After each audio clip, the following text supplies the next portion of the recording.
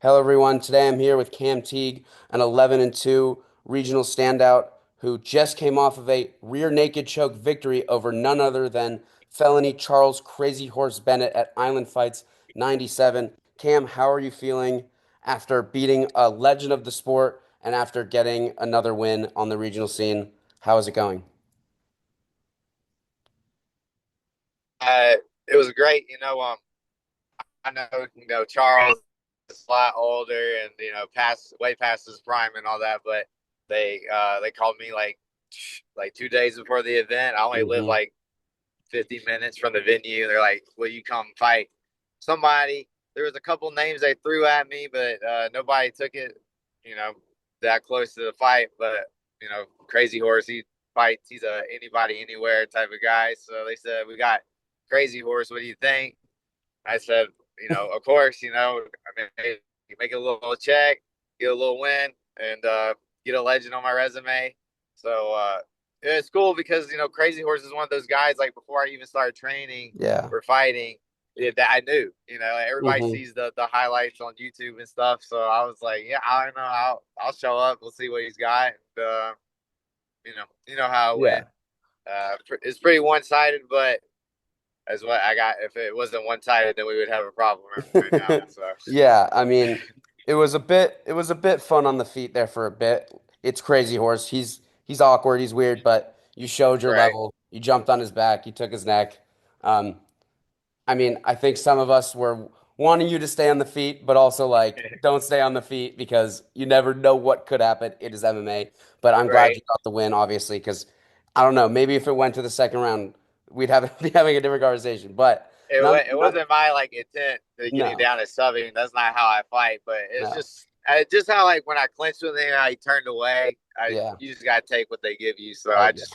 I'm an opportunistic guy, so I just took Mhm. it. So So, speaking about your pro career, you started just in 2023 and you went and in just 2023 alone you went 4-0. What and so you now have four or what is it? 13 pro fights in 13, yeah.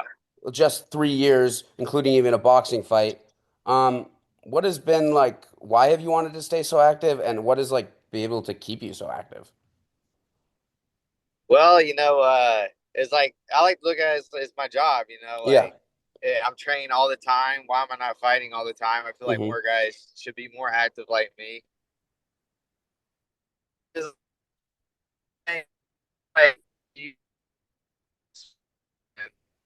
your youth or whatever, and I and sick. I had to take off a lot of time, so I like to think I'm making up for lost time as well. But I mean, I try to fight every other month. Like I already got another fight lined up here for July that I'm probably going to break that sometime next week once the opponent contract gets all locked in. Okay. But I just try to stay active, man. That's how I make my living. That's how I keep my sponsors to keep sponsoring me, and it's just who I am. If I didn't get take such a bad loss on the last contender fight, I probably have fought 3, 4 times since then. But when you take a loss like that, like I did, you have to let the brain heal a little bit. Hmm. So I had to take a little time off, but I'm back. I'm trying to get 4 or 5 fights this year at least. So Nice. and hopefully one of them's a short notice for the UFC or a major Yeah. promotion. So I'm just gonna stay active, stay training, and if I'm training all the time, why am I not fighting all the time? Yeah. So let's talk about the losses for a second. Both obviously on Dana White Contender Series, and both obviously to one guy who is arguably in the title contention right now with another win. Kevin Vallejos is a legitimate like this guy's different. This guy's really really good. And then your second fight was versus Lerryan Douglas, the gunslinger, and that is probably one of the more accurate nicknames when it comes to who this guy is. This guy has different freaking power in this man's hands. Obviously training at the super hot Bloodline gym right now. So Right. you fought your losses are killers. And I think people have to realize that like you literally have fought two guys that there's probably only 25 people out there that could even really put up a fight with them and it's also on a certain night anything can happen, but just you've gotten these opportunities and you've been able to like make yourself a bigger name even through these losses. But what like how have you been able to just like take those losses on the chin and keep fighting? And and your attitude's really amazing. I've seen you deal with like the haters in the comments and stuff like that. You really just don't care. Like people don't really know what they're saying, and you're just like, yeah, whatever. I guess I'll try next time. Like, but how do you just keep Yeah, trucking yeah. along? You said it's your job and stuff like that, but mentally, it can take a toll. So Yeah, how I do you mean keep going? I won't lie, the last loss, like okay, to Vallejos, I was like, well, the kid's a stud. 10 Yeah, people declined to fight him, and I took it on a week and a half, 2 weeks he's insane. notice. And then I just had a tough fight on Fury in the main event, like literally Yes. like 3, 4 weeks before the fight. So I was just rolling the dice there. I'm not a guy that worries about like keeping a zero on my record Hmm. or being I know who I am. I got in this sport really late. I'm a fun, exciting fighter that's gonna Yeah.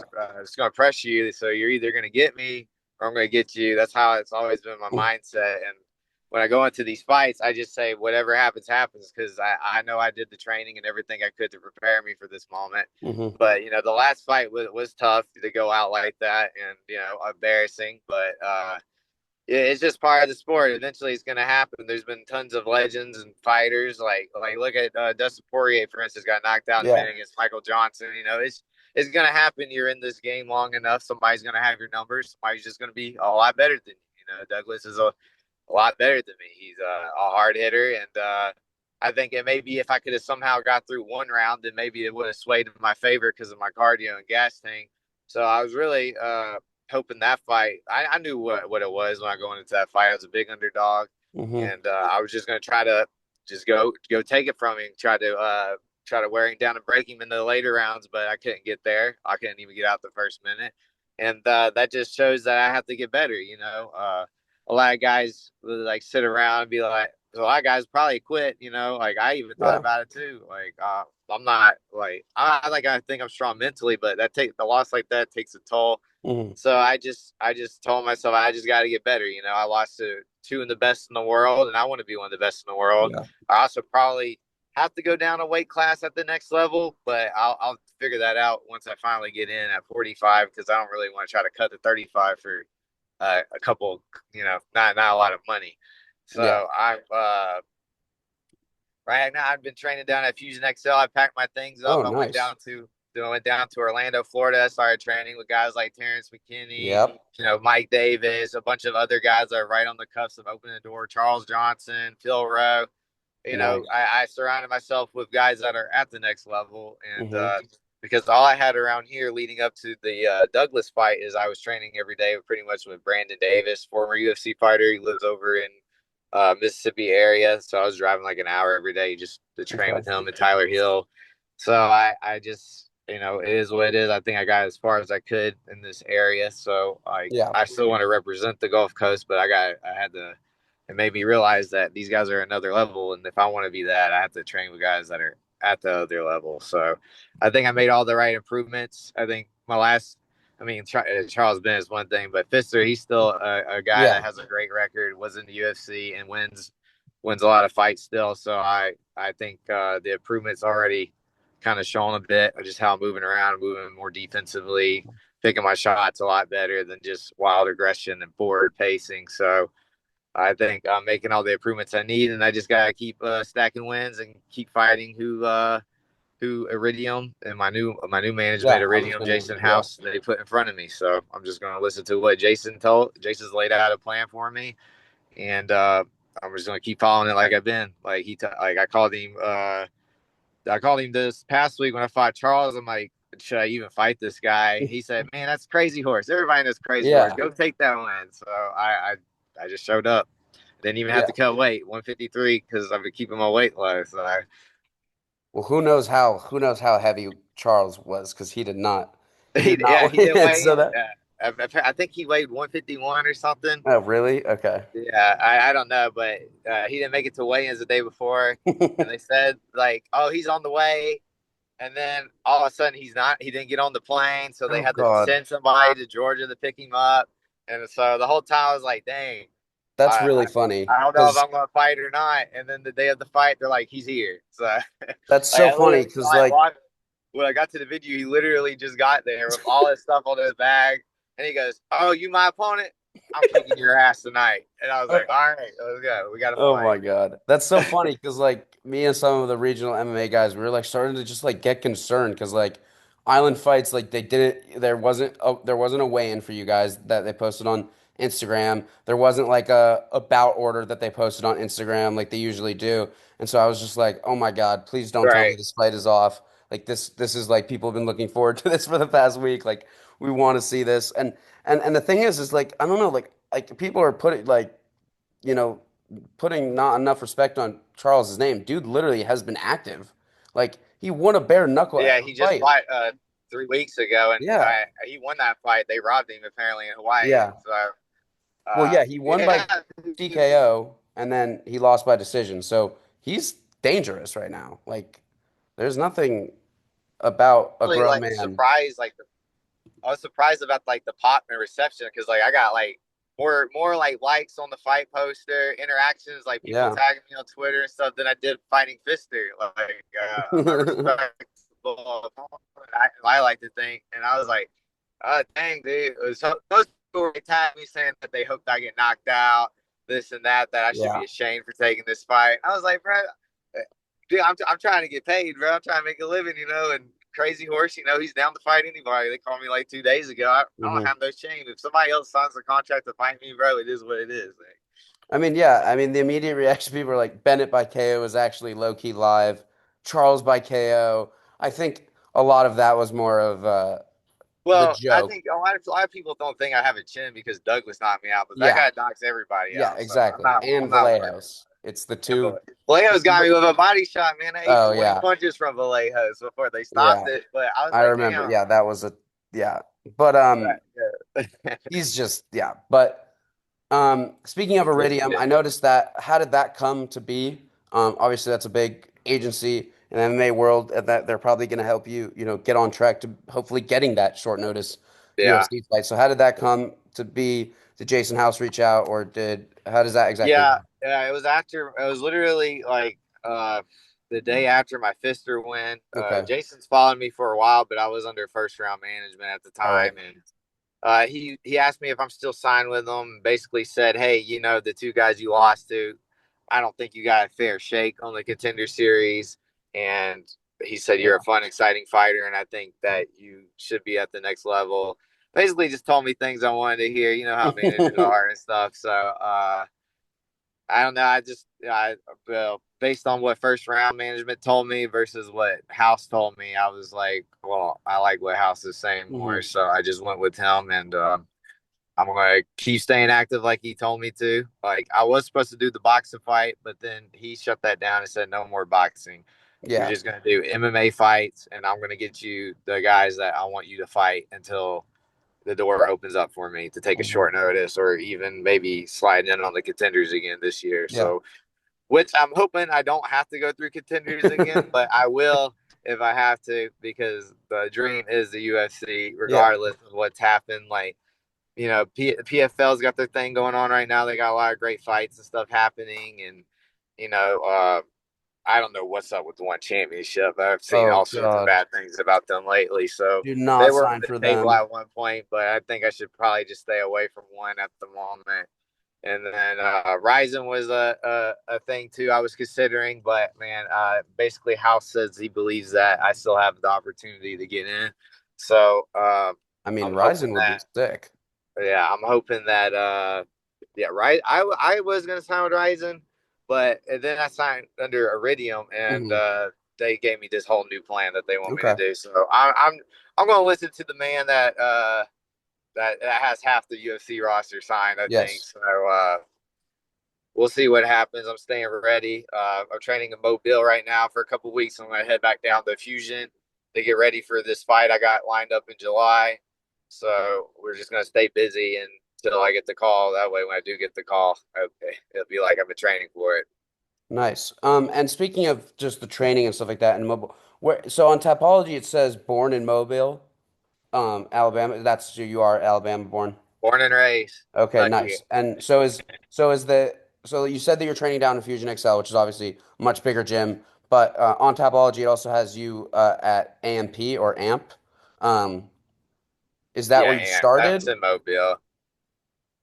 Is that where you started, No, we or actually opened up this. I started at this other gym. I don't really okay? want to give a shout out to because the people that own it and stuff. I don't disagree with some things that they did. All right. So I left the gym and went with my jujitsu coach Blake Jordan. He opened up his own gym, Amp Hmm. MMA, about I think what, a year and a half ago now, February last year. So Amp is my home gym here in Mobile, and then Fusion XL as well. So they started splitting between my time between those guys because Julian down at Fusion, he's a great coach. Got a lot Hmm. of great striking coaches, jiu-jitsu coaches down at Fusion. It's really improved my game so far. So and it's nice to Yeah. have Amp here at home too. It's a great gym in the area. I think it's the best gym on the Gulf Coast. So Okay. I got everything I need. I just got to put it together when the time finally comes. And speaking of AMP, you're not the only one that's coming out of there. We have Jared Kirk, who recently fought on this weekend as well at Bayou Yeah. FC, won by decision. I fortunately got to watch that one. Um, and then Blake Anthony as well made his Oh, you Boston saw it? debut. His Yeah, Bayou fight? I was also watching Yeah, for that another kid's gonna guy. be good, man. Yeah, he's there's a some people on Twitter and stuff like that that know about him. Even at just 3-0 as an amateur, definitely some flashy Yeah. stuff and looking good. And then also Blake Anthony, who I've now got to see a couple of his fights and including the his pro debut in boxing on your same card. And then I don't know about this guy Logan Tillman, but he's 3-0 and young as Yeah. well. So it's a smaller gym, but a few good names. Is gonna be good. Yeah. He's hurt right now. You guys haven't really seen Logan. He has like Hmm. shoulder surgery, but Okay. once he gets healed up, he's gonna get back to doing what he does. Yeah. I feel like the best up and coming fighters in the area are at my gym. So Hmm. it's a Yeah. great gym. I think best on the Gulf Coast. That's obviously a biased opinion as a person that Hmm. really exclusively trains there here, but I think people in the area should come check us out and they'll learn real quick. And then you said that you have a fight coming up. I mean, I understand if you can't say what promotion or who, but could you give the promotion or date at least? It's gonna be on probably Off the Hook Boxing, and it's Island Fights thing too. Dean Okay. told them now, but they're gonna sprinkle in some MMA fights. Nice. So I do have an opponent. He's got a pretty good record, winning record by a lot, and I think it'll be, I think it'll satisfy some people. Obviously, some people will still probably talk about like, oh, he needs to fight fucking 19-0, fucking Russian dude that has 19 subs in the Yeah. first minute. So I don't know. Which I mean, I will if it's under the UFC banner. But uh, it is what it is. You can't satisfy everybody. I'm gonna keep stacking wins. It's who Iridium has gotten me and who they want me to fight, and I get to fight here in Mobile, I think, too, it looks like. Nice. So I can keep selling a bunch of tables, making nice money for myself to, keep fighting. So, Yeah. What was that like? You got to fight in Mobile um, for we got Island Fights Fister. 95, Yeah. and there was it wasn't just you. It was Blake. It was what? It was John Orso as well. Yeah. A Yeah. couple of guys from the Horse going to be good, region. too. So what was that like getting to fight at home? It has been a long time, since I got to fight at home. I think my pro debut was the last time I fought at home. Oh, So, wow. which I mean, really, it was only like 2 years ago, 2.5 years ago, Yeah. my pro debut. So it's not that long ago, but it was it was sold out.